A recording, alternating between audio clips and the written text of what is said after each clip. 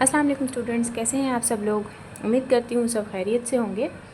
तो आज से हम अपने जो भी है स्टडीज़ का आगाज़ करते हैं इंशाल्लाह, और उसको बेहतर बनाने की कोशिश करते हैं। ठीक है, आपको मेरे सामने जो है ना यहाँ पर मेरी रियाजी क्लास 7 की बुक नज़र आ रही होगी, TCF की। तो इसमें जो है ना हमारा फ़र्स्ट चैप्टर ही हम ले लेते हैं। फ़र्स्ट चैप्टर जो कि हमारे सिलेबस ब्रेकअप में भी है, रेशनल नंबर्स, नातिक आदाद, टॉपिक 1.1। ठीक है, आपको नज़र आ रहा होगा टॉपिक 1.1 है और नातिक आदाद। तो अब इसका सबसे पहले ये फ़ायदा तो ये है कि बुक तो मैंने ये क्लास 7 की ली है, लेकिन क्लास 6 में भी इसका टच है, और 7 में तो ये चैप्टर है जो आपको नज़र आ रहा है, और 8 क्लास में भी जो है इसका चैप्टर स्टार्टिंग में है। और इसके अलावा 9 क्लास में भी रियल नंबर्स का पूरा चैप्टर है, जो FTB federal text book board class 9 की बुक है उसमें भी है। और तो और इवन क्लास मैट्रिक में भी जो है ना स्टार्ट है इस चैप्टर का, तो कहीं ना कहीं इसका टच 6 से लेके मैट्रिक तक है। तो ये जो है ये सिर्फ क्लास 7 की बुक तो मैंने क्लास 7 की ली है, लेकिन ये हर बच्चे के लिए इम्पॉर्टेंट है, तो आप सब इसको गौर से देखें और समझें। ठीक है, अब यहाँ पर है रेशनल नंबर।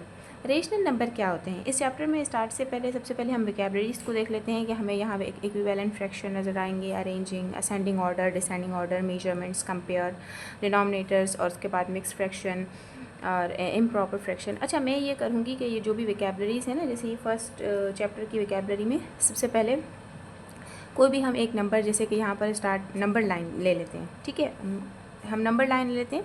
अब हम हर एक को रोज़ाना थोड़ा थोड़ा जो है ना उसको समझेंगे। नंबर लाइन क्या होता है और नंबर लाइन का इस चैप्टर में क्या लिंक है। नंबर लाइन बहुत इजी है, आपको परेशान होने की ज़रूरत नहीं है। नंबर लाइन में बेसिकली हमारे पास दो तरह के नंबर्स होते हैं, पॉजिटिव नंबर होते हैं और नेगेटिव नंबर होते हैं, और उस पर हमें नंबर्स जो है ना मेंशन करके दिखाने होते हैं। तो वो कोई मुश्किल नहीं है, मैं यहाँ पर आपको नज़र भी आ रहा होगा, ये पेज नंबर 3 पे ये नंबर लाइन बनी हुई है। ठीक है, अभी इन्होंने तो सिर्फ इसमें पॉजिटिव नंबर बताए हैं और नेगेटिव नंबर एक ही शो किया है। हम आगे चल के देखते हैं तो आपको यहाँ नंबर लाइन नज़र आ रही होगी। ये देखें, ये इस साइड पॉजिटिव नंबर्स हैं और इस साइड नेगेटिव नंबर्स हैं। क्योंकि ये इन्होंने रेशनल नंबर की नंबर लाइन शो की है, तो इस पर इन्होंने रेशनल नंबर, वैसे अगर देखा जाए तो सिंपल जो नंबर लाइन होती है वो हमारे पास इस तरह से होती है कि आप जो है 0 और इस तरफ हमारे पॉजिटिव नंबर्स होते हैं और इस तरफ नेगेटिव नंबर्स होते हैं। ये सिर्फ इसलिए बता रही हूँ क्योंकि वोकैबुलरी में पहला जो वर्ड था वो नंबर लाइन का था, तो थोड़ा सा आपको उसका टच दे दूँ, उसके बाद हम रेशनल नंबर पे आते हैं। ठीक है, फिर यहाँ पे आ जाएगा 1 2 3 4 5, फिर -1 -2 -3 -4 -5, इस तरह ये नंबर लाइन कहलाती है। ठीक है, उम्मीद करती हूँ आपको ये नंबर लाइन, अभी मैंने ये सिर्फ हल्का सा आपको नंबर लाइन बताया है। हम इसको डीपली तब पढ़ेंगे जब वर्क बुक में नंबर लाइन का क्वेश्चन आएगा ना, तो फिर मैं आपको बाकायदा तौर पे नंबर लाइन बना के उस पर नंबर्स कैसे मेंशन होते हैं वो बताऊंगी। अभी हम आते हैं रेशनल नंबर पे। अच्छा, तो रेशनल नंबर होते क्या हैं। रेशनल नंबर एक सिंपल और आसान से अल्फाज में अगर कहा जाए कि रेशनल नंबर एक ऐसा नंबर होता है जो P/Q की शेप में आपको नज़र आए। यानी जैसे आप फ्रैक्शन बोल दें तो इस तरह की शेप में आपको P/Q की शक्ल में जो आपको नंबर नज़र आए वो रेशनल नंबर होता है। ठीक है, और जो P/Q की शक्ल में ना नज़र आए वो इर्रेशनल नंबर होता है। अब यहाँ पर हम देखें, इसकी डेफिनेशन भी होगी, यहाँ आपको नज़र आ रही होगी पेज नंबर 4 पर। नातिक आदाद यानी रेशनल नंबर एक ऐसा नंबर होता है जो P/Q की शक्ल में हो, जहाँ P और Q इंटीगर्स हों।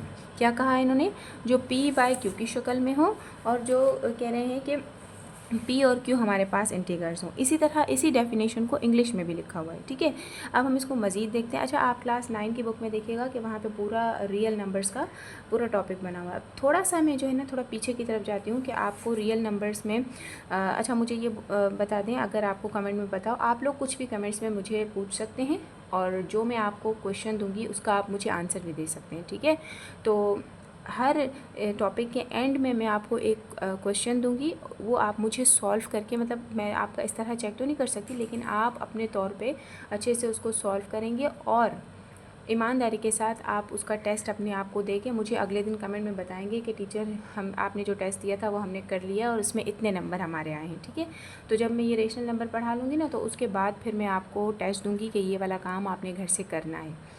ओके, फिर आप मुझे बताइएगा। अब सबसे पहले हम होल नंबर्स को देख लेते हैं। होल नंबर होते क्या हैं। होल नंबर वो होते हैं बेसिकली जो 0 से स्टार्ट हो रहे हो, 0 1 2 3 4 और इस तरह। और नेचुरल नंबर्स क्या होते हैं, नेचुरल नंबर वो नंबर होते हैं जो 1 से स्टार्ट हो रहे होते हैं, 1 2 3 4, ठीक है। अब मैंने आपको, अब हम रेशनल नंबर पे आते हैं फिर से। मैंने आपको अभी कहा कि रेशनल नंबर वो नंबर होते हैं जो p बाई q की शेप में हो। मैं आपको एक नंबर देती हूँ 78, या आपकी बुक में भी आपको नज़र आ रहा होगा कि इस 78 रेशनल नंबर। क्या 78 एक रेशनल नंबर है? 78 एक रेशनल नंबर है क्योंकि इसे p बाई q की शक्ल में यूँ रिप्रेजेंट किया जा सकता है। अब आप लोग कहोगे कि टीचर आपने तो कहा था कि वो फ्रैक्शन में होगा या p बाई q की शक्ल में होगा, लेकिन ये तो 78 है। तो आप हमेशा याद रखें कि जिस नंबर के नीचे कुछ भी नहीं होता ना, उसके नीचे 1 होता है, ठीक है।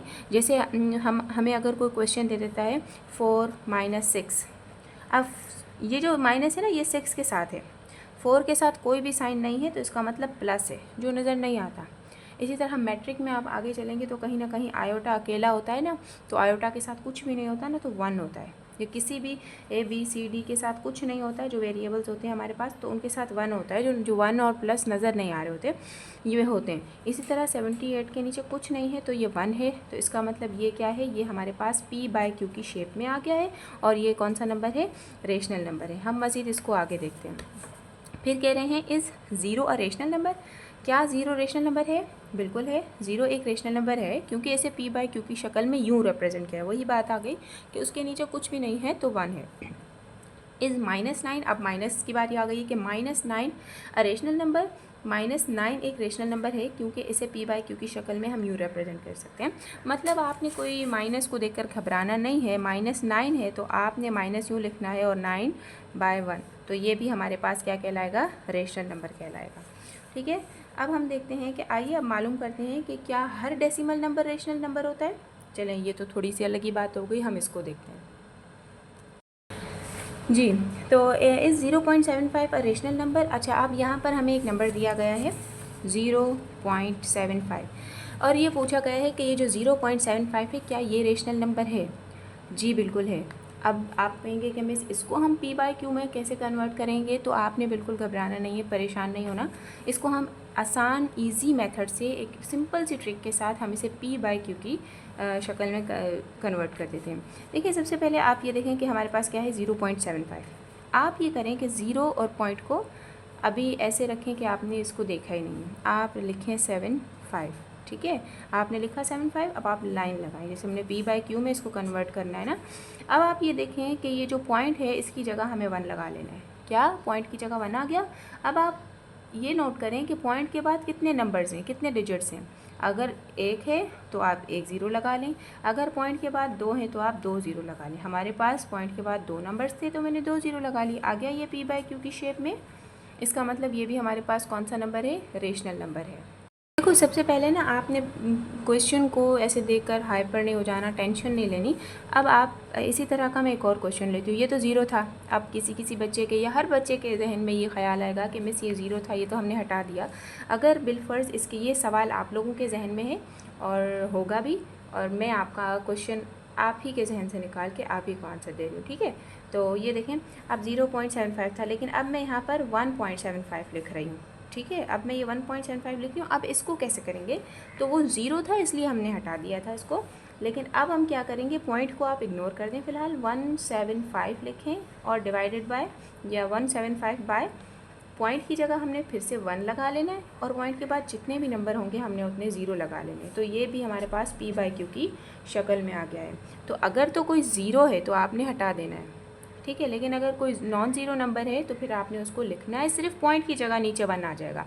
ये सिंपल और इजी मेथड है, और ये इस तरह का मेथड है कि आपको कोई सोल्यूशन करने की ज़रूरत नहीं होती। अगर आपके पास MCQs में क्वेश्चन आया है कि 0.75 आप इसको p बाई क्यू की शक्ल में कन्वर्ट करके दिखाएं, तो आप सिंपल इस ट्रिक को इस्तेमाल करते हुए आराम से जो है अपना MCQs क्लियर कर सकते हो, ठीक है। समझ आया है? अगर आपको समझ आ रहा है तो आप कमेंट में मुझे ज़रूर बताएँ कि मिस हमें समझ आया है, या जो आपने क्वेश्चन दिया था उसमें जो है आगे हमें ये समझा दें।